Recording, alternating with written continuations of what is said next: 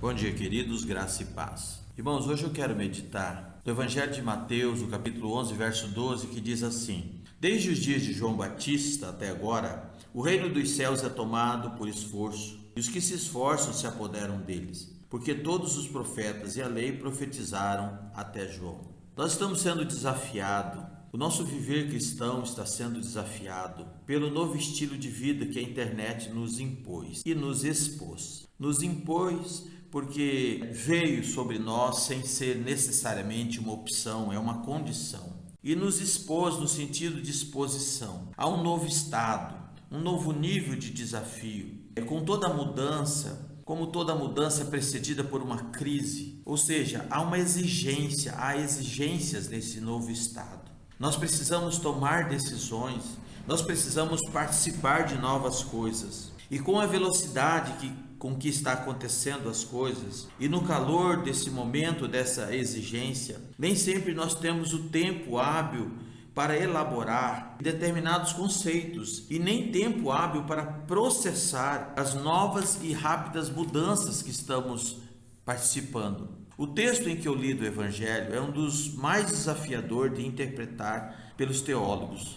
Não há muito consenso entre eles, irmãos, mas gosto de pensar a partir da versão da King James, uma das tradições mais conceituada, a tradução mais conceituada desde 1612, que diz assim: E desde os dias de João Batista até agora, o reino dos céus sofre violência, e os violentos o tomam pela força. O comentário diz que a captura, o aprisionamento e eventual execução de João e a violenta oposição dos líderes judeus a Jesus foram tentativas para prender e controlar o reino dos céus, que se expandia. As palavras até agora dão a entender que o reino um dia se livrará do domínio daqueles que buscam restringi-lo. E nós sabemos, queridos, que a marca do império das trevas é o desgoverno. A marca do anticristo é essencialmente caracterizada pela desordem e pelo caos. Então nós estamos enfrentando isso com a chegada do governo do anticristo. Nós estamos vivenciando isso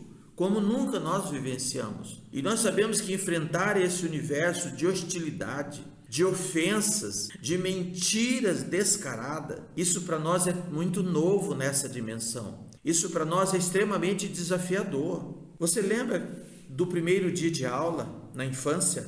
Para alguns isso foi extremamente traumático. Você lembra do primeiro dia da universidade, para quem teve que enfrentar aquele ambiente? Ou o primeiro emprego, o primeiro dia do trabalho? Eu me reporto a isso, queridos, para dizer que o novo sempre foi um desafio e não será diferente. Então nós somos assaltados por sentimentos de dúvidas e incertezas. Meu Deus, será que é isso mesmo? Que loucura é essa? Até 2 anos atrás, nossa vida tinha uma ordem, tinha um plano, nós tínhamos um projeto e parece que tudo virou de cabeça para baixo. Estamos sofrendo rápidas e fortes mudanças em todas as áreas da nossa vida particular e como sociedade. E como eu disse na meditação passada, com base em Isaías 55:8, o Senhor diz: meus caminhos são mais altos que os vossos caminhos. E para a grande maioria, participar de algum evento dessa natureza traz ainda muita estranheza e até desconforto. Mas nós temos que entender, queridos, que é a conjuntura,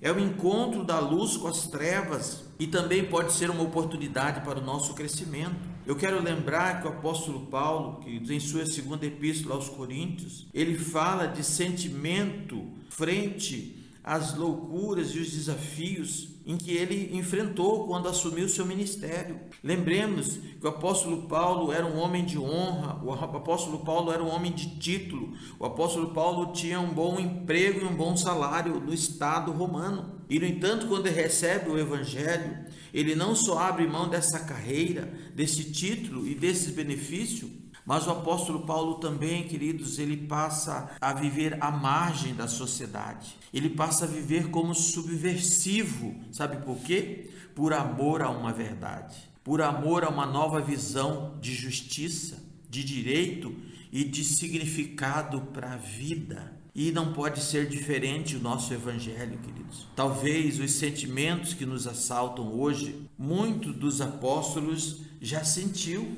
O apóstolo Paulo escreve na segunda carta, capítulo 4 aos Coríntios, a partir do verso 7. Temos, porém, este tesouro em vaso de barro para que a excelência do poder de Deus e não de nós. Em tudo somos atribulados, porém não angustiados, perplexos, porém não desanimados, perseguidos, porém não desamparados, abatido, porém não destruído.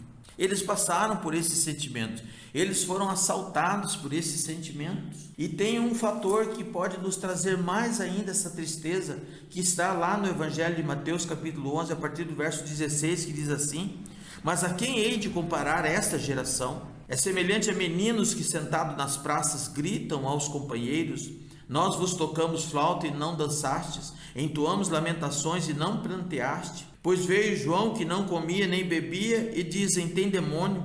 Veio o filho do homem que come e bebe e diz: eis aí um glutão e bebedor de vinho, amigo de publicanos e pecadores. Mas a sabedoria é justificada por suas obras. O que está dizendo esse texto, queridos? Está dizendo que é no comportamento e na atitude que iremos demonstrar quem é quem na ordem do dia e da história. É o comportamento que homologa a nossa vida diante dessa confusão, diante dessa Babel, diante de fatos essencialmente desafiadores para a vida, para o futuro, para a nossa fé. Mas o texto diz que havia pessoas brincando, como hoje. Eu digo para você que 80% da sociedade e sociedade cristã ainda não entendeu a grandeza do desafio que nós estamos. Estão brincando e intertido com suas vidas particulares, queridos. Mas isso não foi diferente no tempo de Noé. O Senhor Jesus diz: olha, assim como no tempo de Noé, uns se casam, outros se dão em casamento, e a trombeta vai tocar, assim como chegou o dilúvio. O Senhor Jesus até chorou diante de Jerusalém, dizendo: Jerusalém, Jerusalém, quantas vezes eu quis te proteger, Jerusalém, como uma galinha protege os seus filhinhos, e todos os profetas que lhe foram enviados, vocês mataram. Que nós possamos, amados, perceber o que nós estamos vivendo hoje, que nós possamos crescer diante desse desafio, e nós, os mais experientes, ficar firme para ser suporte para a nova geração. Nós precisamos incentivá-los, confortá-los e orientá-los, para que eles não venham desistir dos sonhos de Deus, para que possa colher para uma próxima geração as promessas que aguardamos em Cristo Jesus. Fraternalmente em Cristo, Pastor Ian.